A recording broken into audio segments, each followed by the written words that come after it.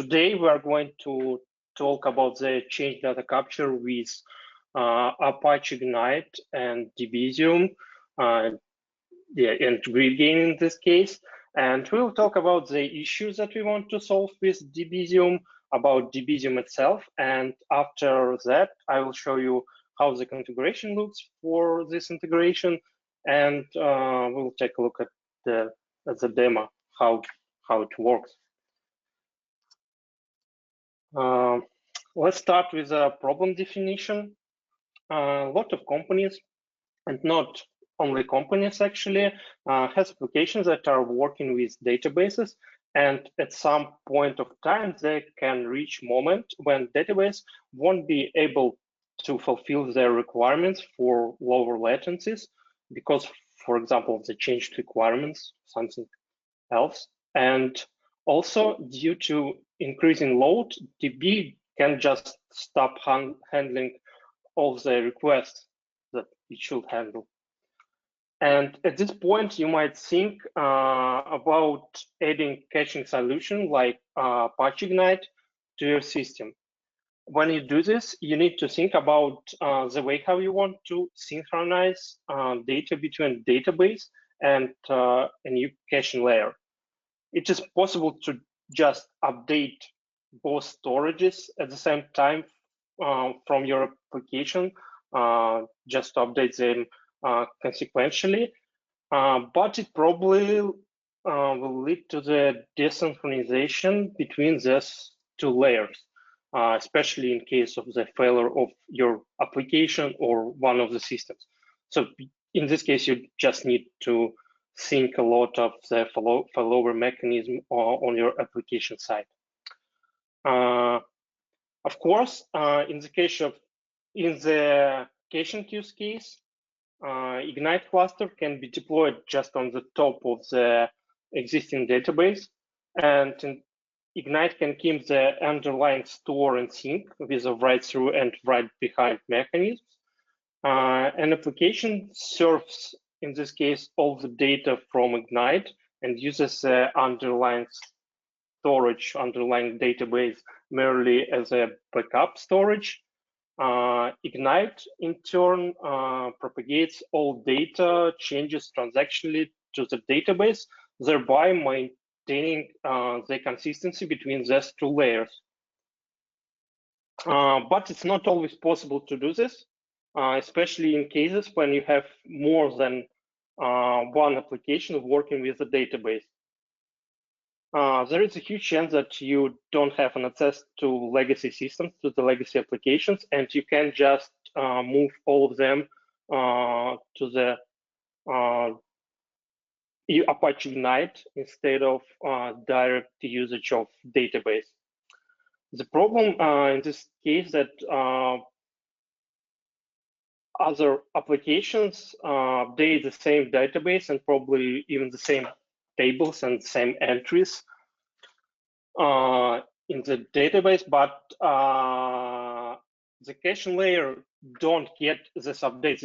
It just does not know that there were any updates the underlying database. There were no any notifications for this updates. And in this case, you can just move from direct writes. You can just move from direct writes to the DB itself, and you can just add a separate process for synchronization, for data synchronization between these two layers, between your database and the new caching layer.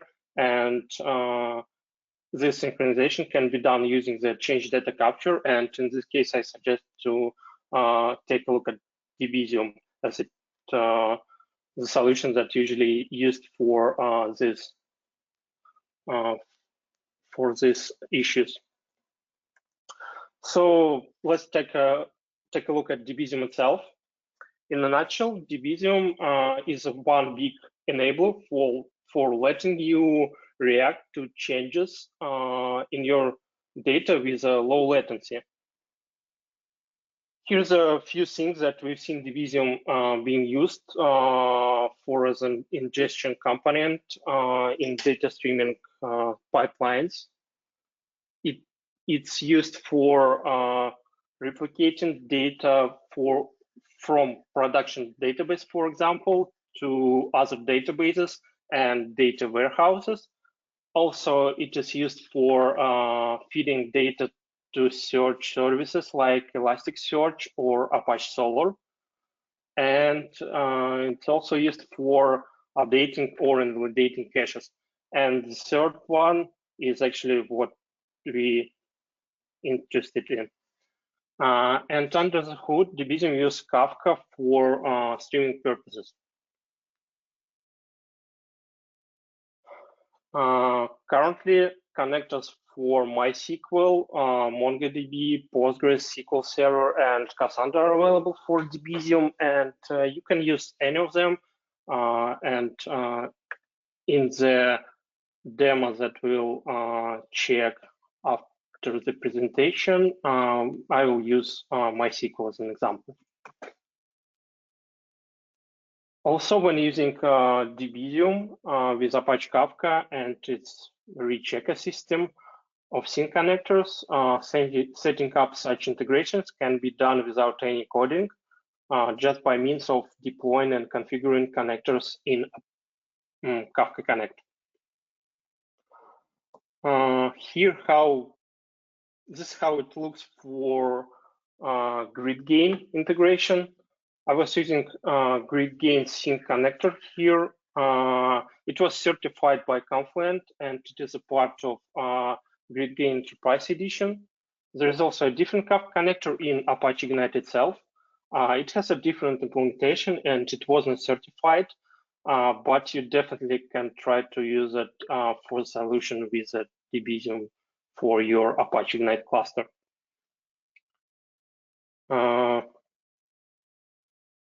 That's all for the problem statement and for Ignite. So let's take a look at the demo and at the configuration. So demo is itself placed on the GitHub. I have a link to the repository in my presentation that you can find attached to the GoToMeeting. So you can check it by yourself after the meeting too. So I just cloned the repository from GitHub, and let's check what we have here. Here we have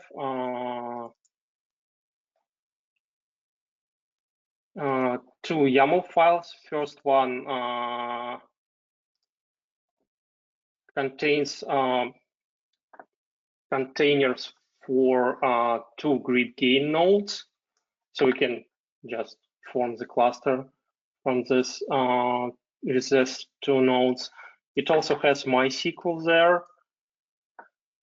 Basically, MySQL image is based on the classic, like generic MySQL, and it has some changes there, like configuration change and some initial scripts. And also it has Kafka with all needed connectors. The second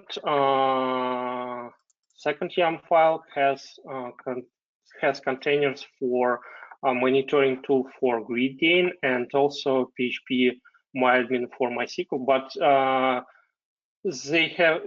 they're placed in a separate YAML file because actually they're not really needed for the demo itself.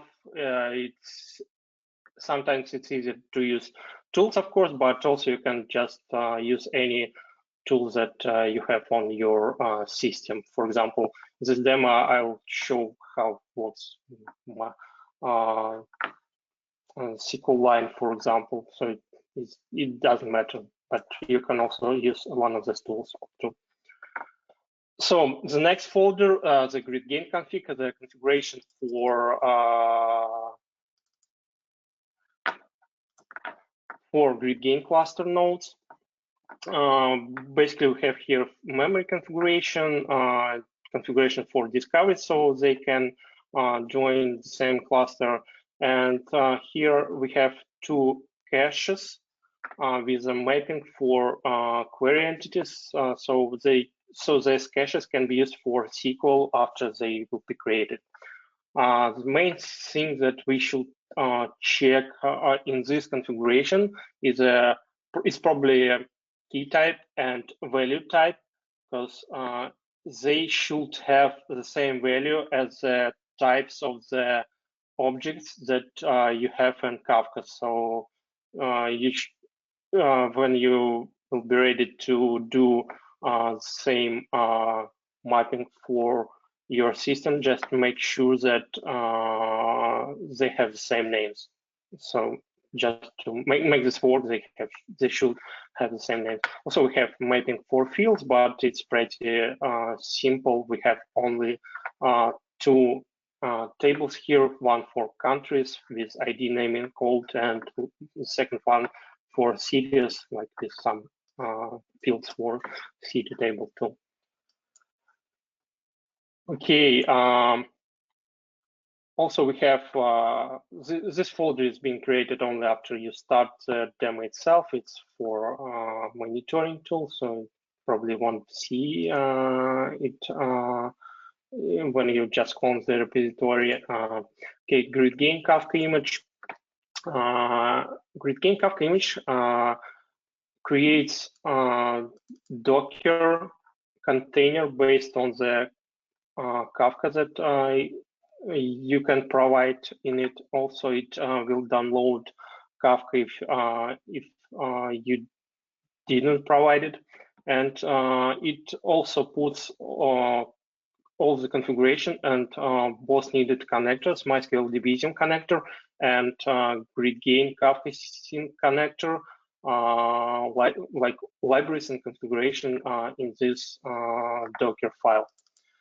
As for configuration files, we have 4 files here. First one for the Kafka. So we are starting it in Connect standalone mode. It's nothing specific here, nothing related to the connectors yet. It will probably look the same in case if you want to run it in standalone mode, and in case you want to run more than one node, more than one Kafka, for example, it will look in a different way. Second configuration for GridGain Sync Connector. The main thing that we should check here is the Ignite configuration file. It is a configuration file for the client node that will be started inside the Kafka Sync connector, so it can be connected to the GridGain cluster via the client node and stream all the updates there using this client node. Also, we have topics that are defined, that will be defined in the Kafka and used for synchronization.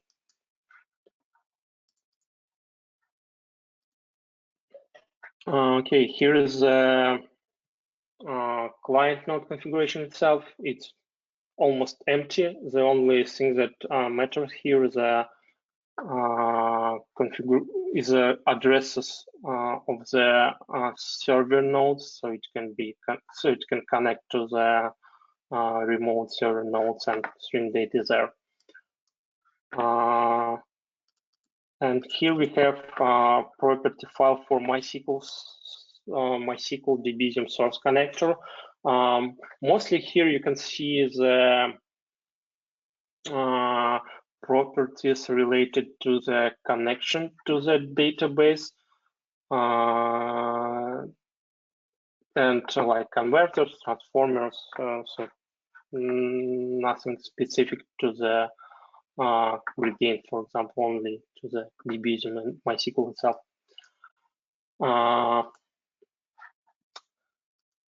Docker files that build the image itself. Here you can find all the libraries needed for the integration with Kafka. So basically, it's all libraries needed for GridGain Kafka Connector.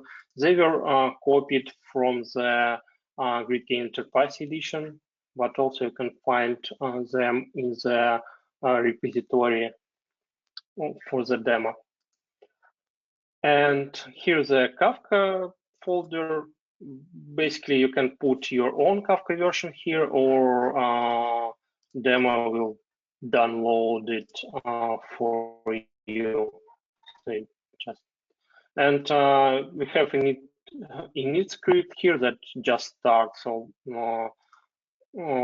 Kafka with properties that we provided earlier.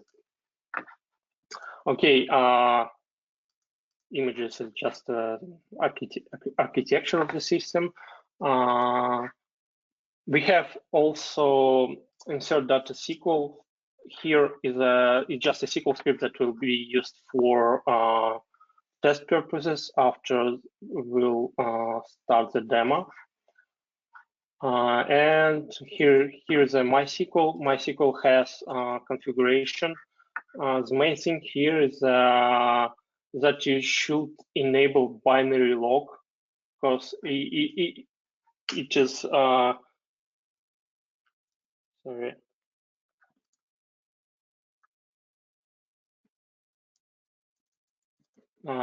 Which is basically the way how Debezium works. For MySQL, it reads the binary log that was written by MySQL and get all the updates from it. And also, you should check that server ID is like the same as you have in your Debezium connector on your Debezium connector side. And here we have scripts for creating schema. It has the same mapping as it has the same schema as we have in GridGain. So basically, it's two tables, countries, cities, same the same name with same fields. But also, you need to make sure that it has all needed permissions, like user that is used for change data capture for Debezium has all needed permissions. This information can be found, for example, in this demo itself or in the documentation for Debezium. Okay, we also have three scripts here. First one for starting tools. As I said, they're not really essential for the demo itself.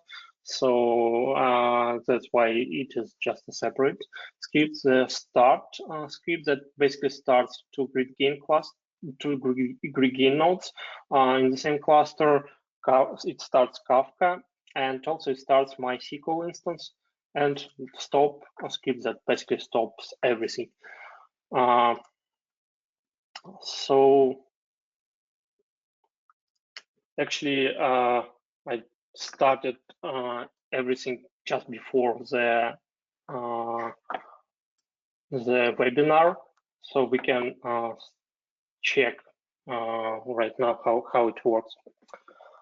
First, yeah, you can see like all containers were started. First, we can go to the SQL line and check how check like sizes and like check tables for countries and cities tables in GridGain, just to make sure that they are empty.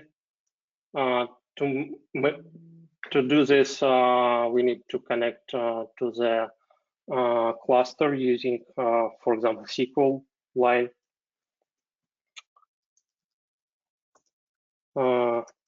So, okay, we see that cities table is empty.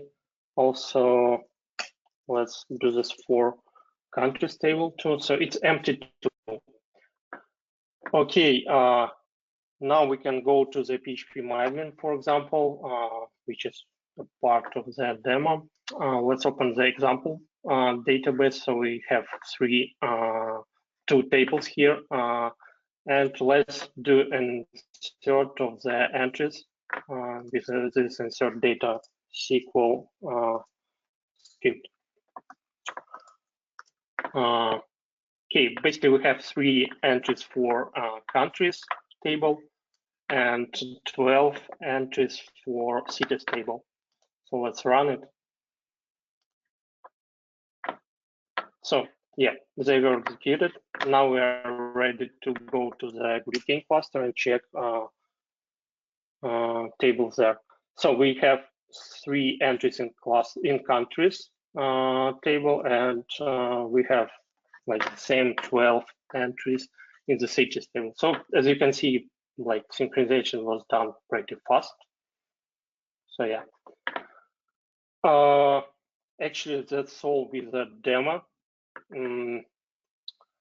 If you want to play with it, you can just download it from this repository. So it has everything in it. You can, if you want, you can just like insert more data, play with it a little bit. As for the next steps for the this integration itself, for the GridGain Sync connector, we want to add more flexibility. For example, we want to add mapping for data types on the connector side. You remember we I described it here on the GridGain configuration side. We have right now we should have like the same key type and the same value type as the types of the objects in Kafka itself. So it's not always good for the configuration itself. So the usability might be improved here. So by adding some kind of mapping for data types on the connector side. And also, it will be nice to check this Debezium integration for Apache Sync connector. So if someone interested in it, please check it and like let us know if something needs to be improved on the Apache Sync connector side.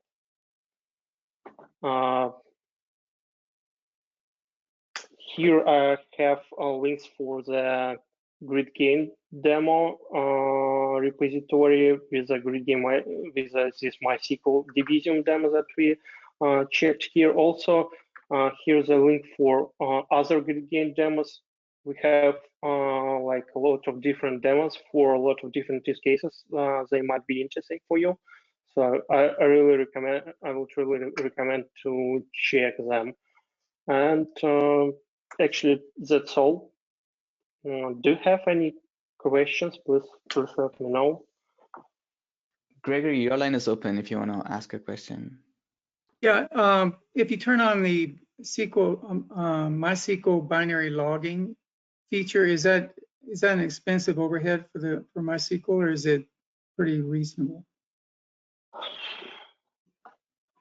Yeah, it will definitely create an overhead, but I don't think it will be like more than 10%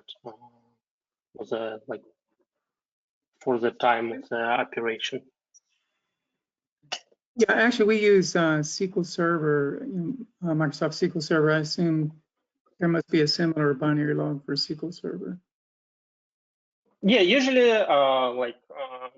functionality like this, it doesn't create like a huge overhead. It definitely creates overhead.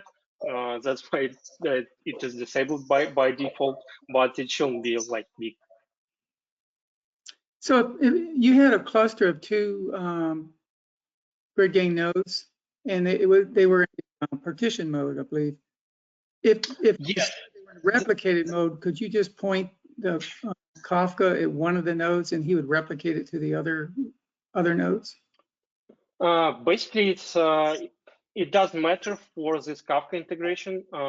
Yes, in this case, I had partition caches with one backup, but think of that Kafka Sync connector has GridGain client node inside, and this GridGain client node knows everything about the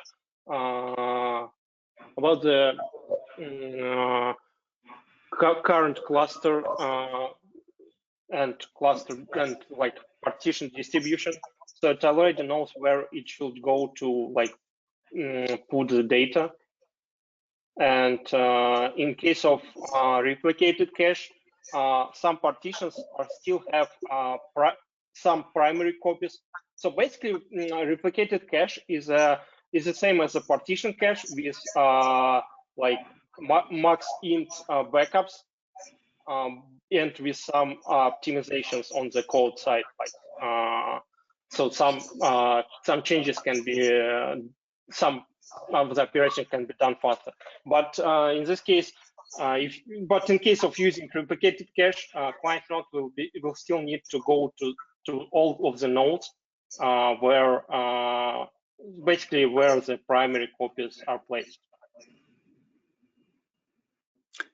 Yeah, we have a slightly different use case. Instead of going from a database to GridGain cache, we want to go from the GridGain cache to a remote service pushing change events. So that, do you happen to have a demo of something like that? Is it, so GridGain cache would be the source of the change events, and then they would get pushed to via Kafka, I assume, to another service that has a consumer of those change events. Do you have a demo of that use case? Yeah, I think so. Maybe not necessarily like absolutely, the demo will be absolutely like that, but here in demos you can find GridGain data center application demo, and in it you can find that we also have a GridGain source connector. And it just, so in this case, Kafka replicates data from GridGain cluster to GridGain cluster. So basically you need to take a part with a GridGain source connector, and as for sync connector, you can use something else. Yeah, the reason I asked that is basically our caching is not done at the the low level database schema level. In fact, instead we have DTOs, data transfer objects, that are derived from the physical records in the database, but they add calculated fields and whatnot. And so we're caching at the DTO layer, not the physical database layer. And we have a service called the Data Mart, where clients can replicate their firm data, because we're multi-tenant, their firm data in SQL Server on their network. And that would be the use case that right now we're doing a polling architecture. So the Data Mart will fetch changes via our audit trail. But with this approach, we could push the changes from as they're made to the GridGain plus cache. So that's what we want to do. Yeah, this definitely this definitely will work. Maybe you need to contact like one of our solution architects so we can help you with architecture itself, like how this solution should work. Yeah, also I forgot to notice here in the GridGain MySQL Debezium demo repository, you can find a link to the article that also describes like everything that happens in this demo. So if you miss something in this webinar, so you can definitely check the article too. Yeah, the only problem we have is, honestly, we have a dynamic data model because we have this notion of user-defined fields. And I know you have to kind of like define the SQL schema to Ignite, right? But, and you're doing that via XML. No, not really. Yeah, I'm doing SQL schema only because I want to use my caches for SQL in future. That's all. So Okay. if you don't want to use SQL, if you don't want define schema, you don't need to do this. We can just easily work with like custom objects. And then we could push those changes without having a SQL schema definition. Yes. Schema Okay, definitions cool. Created only for accessing the data. That's okay, awesome. Thank you. Awesome. Thanks, Evgeny. Thanks, everyone. Have a good day. Yeah. Thank you, everyone. Have Bye. a good day.